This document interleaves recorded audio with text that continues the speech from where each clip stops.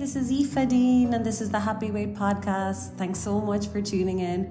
Today I wanted to go over some typical archetypes of weight problems, and I just kind of thought it's like a good almost lesson to us all, because really these aren't all different types of people really that get weight problems. It's that like we can slip into any one of these personalities ourselves. Like I see myself in literally every one of these archetypes I'm about to mention. So I suppose I want to go over them as a cautionary tale, so you can be aware in your own life when you're maybe being this persona, and how that might have an effect on your eating and weight. So the first one, and one that's super common with mothers, is the giver. So I suppose different people have a very different understanding of what motherhood is. And unfortunately, there's some people who just sign up for slavery. Their understanding of what you're meant to do as a mom is very, very much putting yourself last. And that's very hard for me to witness, actually, with some people. You know, there's people that like they're giving to their in-laws, their own parents, their husband, the house, the kids, like everything is on their shoulders. They're not splitting the responsibility for any of those things with anyone else. It's all on them. So, you know, technically they're working a crazy 18-hour day or something, basically, you know, from like 6 to 12 or whatever, midnight, you know, just wrapping everything up, doing everything. So sleep is poor. And just basically any consciousness of like, hey, what do I need today? How am I feeling? You know, there's not much time for checking in on where you're at today. How's your body feeling? How's your mind feeling? Like they've kind of got out of the habit of doing that. And sometimes, especially with the sleep one, I'm kind of like, you know, some people, if they're really putting themselves last, I'm just a bit like, I don't know what you want from me, basically, because, you know, if your body's in a very stressed, very sleep deprived state, I think it's almost mean on yourself to be trying to, you know, change your diet or whatever, because we need to get the basics right of feeling well first. So that's the first one, the giver. So then the next one is the goes hard at everything. And I think I would have been in this category as well a little bit. Like I said, I think we are all, every single one of these people, but exercise is hard, diets hard, and then eats hard, you know, binges hard, diets hard, exercises hard, thinks hard. Like, so it's all hard. Do you know what I mean? And that's why I love constantly using the phrase letting go of weight, because it is a letting go. It's like, stop all the constantly thinking about kilocalories, your weight, what you ate yesterday. It's like, that's so hard on our stress levels, our nervous system, on our ability to be present and calm and treat ourselves well today. And, you know, I remember when I lived in Clapham, I lived in London, I used to like be on low carb diets, then drink thousands of calories at the weekend, eat thousands of calories at the weekend, and then spend all Sunday walking around Clapham as penance, you know, and it was like such a huge amount of exercise I was doing. And I wasn't touching the sides because I could do such damage binging. And then I could do such damage giving out to myself. So it's kind of like, sometimes I kind of feel like if you're going hard on yourself exercise wise, like it's not coming from a kind place, well then that's going to kind of, you know, spill over into like, you're going to eat hard. You're going to be like, you know, really be able to overeat a lot, because, you know, when kindness is out of the window, you know, we're just able to go hard on ourselves. So that's another thing we really want to let go of, and we want to like draw a line under that and be like, hey, what about kindness today? What about if I was the queen of the world today and my health and everything, the survival of the planet depended on my health and well-being today? What do I need to eat? What do I need to drink? What exercise would be helpful? You know, and really kind of coming at it from a creative, kind approach.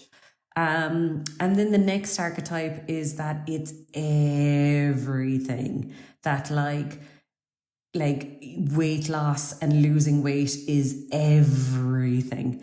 That like our happiness depends on it. Like life will begin when we've lost weight. Like that everything is blocked or on hold or at half mast because of this weight that we have. And, you know, it's like that doesn't work in any area of our life. Like if you went on a date and you were just like, this date means everything to me. Having a relationship means everything to me. Or if you were, you know, in an interview and it was like, everything depends on me getting this job. Because if ever we're in the place where everything depends on something, we're obviously deluded, you know, because like happiness is an inside job and happiness is a choice. And us getting our hands on anything, even if it's being slimmer or whatever, that doesn't like guarantee happiness at all. So when the more we put all our happiness on a one thing, probably the less good we are at making ourselves happy. Because like I said, happiness is a choice that we make, and it's a choice that we make today. And it's a focus. It's our ability to focus on what we have and make the most of it, and focus on where we are and what our body is like and make the best of it. And us acquiring more things doesn't make us happy. And I actually think when people are like, it is everything, and you know, when I have clients like that, you know, most of the time, thank God, I get them to wriggle out of it and I get them to change their mindset. But how I imagine it is like a big boulder in front of them. Like they are blocking themselves from weight loss so hard, versus, like I said, the people who are moving into a lighter approach with themselves and being kinder. But you know, that all or nothing, everything depends on this week, everything depends on this day, everything depends on me not drinking wine at the meal or something. It's like we are creating our own block. Then it will never happen.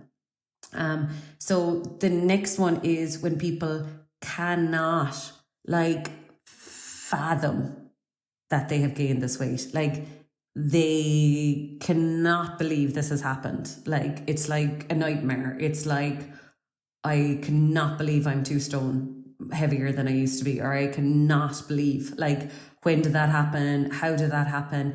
And they cannot get over it. And this is why we really have to change our relationship with weight, because I hate saying it, but when we become fattest, and the more we go down the road of being fattest, the more we judge it as a terrible failure to put on weight and a terrible sign of a person to put on weight. When we believe that and we think like that, it makes being a healthy weight really impossible, because everyone fluctuates. Like healthy weight people fluctuate too, and they eat too much and they go up in weight, but their lack of judgment about it means that, you know, they can go back to their usual weight soon after. But if we're so like hell-bent digging in our heels into like, this is wrong, I cannot believe I put on this weight, it's like it's very hard to move on. So it's kind of like if you were still on about, I don't know, maybe you're with a person now, but if you were still on and on and on and on about,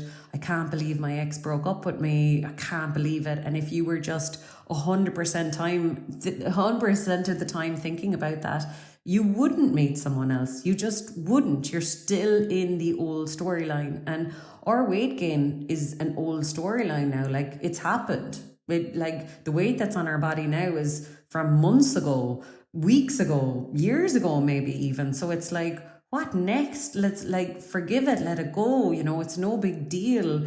It's literally just fuel. You know, it's like petrol in a car waiting to be used up. It's not our identity. It's not a failure. It literally doesn't mean anything about anything. So I think, you know, even when I was saying that about the like, oh, she's let herself go and she's such a failure, like I can just hear like our mothers saying that, or, you know, it's a different generation that you say stuff like that about weight. And I'm like, we do not want to be that generation. And also, like I said, it hurts us the most when we have that attitude. So we really have to like get over the fact we've put on weight and realize that we've never done anything wrong when that has happened. And usually it's a cry for help. Usually if we're overeating, it's a cry for help that something in our life isn't right, and how we're running our week or how we're talking to yourself isn't right, but it's certainly not something to judge yourselves on. Then the next one is like simple nutrition. Like it's rare enough that it ever just comes down to nutrition, to be honest. It's more that when people are in a good headspace, they can kind of see little changes for themselves. But I do think a kind of common one is that we've an unrealistically low expectation for how much a healthy human should eat in the day. So for a lot of people, their exposure to healthy eating isn't healthy eating, it's under-eating. So people are pretty much expecting themselves to under-eat every day, and their lunches or the size of their meals are like pathetic, basically, like really weak amount of food for a healthy body. And so what can happen there is that, because their lunch was weak or their breakfast was weak or just like pathetic and not enough carbs, not enough fat, not enough taste, not enough anything, well, then it's kind of like, sure, that's fair enough. Then we're going to be eating more processed foods later on tonight or at the weekend. Like for me now, that's just like A goes to B or whatever. It's just like the next logical step. Like if you're not going to give your body enough carbs and fats, it's going to get its hands on it. So you get the choice, like, do you want to eat like fruits and veg and brown rice and olive oils and coconut and avocado and meats and fish or whatever? Do you want to eat like enough proper food, or do you want to pretend you don't need that much food and then end up binging or overeating on processed foods? Because processed foods are needed. We've tasted them now. There's no going back. But like the best way they can fit in our diet is when they're the icing on the cake. Like we're not depending on them as our supper or something. And sometimes if we're eating like 500, 700 calories of junk in the evening, it's like, okay, that just points towards there was a lot missing food-wise in your day. Maybe you weren't conscious when you were eating your food. Maybe you were eating the same boring meals you've always eaten. But if there's like 700 calories of junk or a binge or whatever at night, it's like, whoa, there's a lot lacking in your day if that's happening. And then faddy eating, I suppose. So I suppose, obviously a bad diet, the effects aren't just on our weight. Like I've seen like awful kind of effects, like really bad migraines daily, low energy, skin, hair, nails, all those things. I suppose that was actually the biggest change for me when I stopped binge eating and I had a better like normal way with food every day, is the quality of my body basically went way, way up, because there wasn't these massive spikes of sugar and then starvation at another part of the week or anything like that. It was just like fats and carbs and nutrients daily. And the other kind of thing is that, it's a really bad diet when we're like very, very good and then very, very bad, because we're eating low cal, low fat, low carb foods, and probably a lot of processed diet or protein foods as well, which are like, I'm just not pro processed foods, to be honest. And we're going from that to like, loads of sugar, loads of fat or whatever. And what I noticed about that then is we're missing a lot of the normal foods in between, like a baked potato or chicken Kiev and veg and spuds, or, a toasted sandwich or soup and a club sandwich, or just normal foods that wouldn't generally come under the heading of bingy foods or diety foods. And if we're only going from diets to binge, we miss out on just normal meals. So that fatty eating and that, eating processed diet foods and processed protein foods, I just kind of think that has such a bad effect on like our immediate visual health, as in how someone looks, how someone feels. Then the next one is obsession with bad foods. So say if a client is like, well, I really shouldn't be eating chocolate and I really have to cop on with the chocolate. Like, I honestly think if someone could like hear all my calls and hear all my meetings with with clients, it'd be so self-explanatory how weight problems occur, because it's like the people who have like a really big judgment about chocolate, like no one eats more chocolate than them. And I suppose a nice kind of contrasting bit of information or science is that like that Cadbury's factory in Birmingham, the workers in that factory eat less chocolate than the average person in the UK. And that's because it's free, it's everywhere, they're expected to have it, they should have it, and they're not interested in having it. It's like, sure, it's just another food and it's just another feeling, and they mightn't be in the mood for that taste, and they mightn't be in the mood for that feeling, or they might be really looking forward to their sandwich in half an hour, so they don't want a dairy milk sitting in their belly beforehand.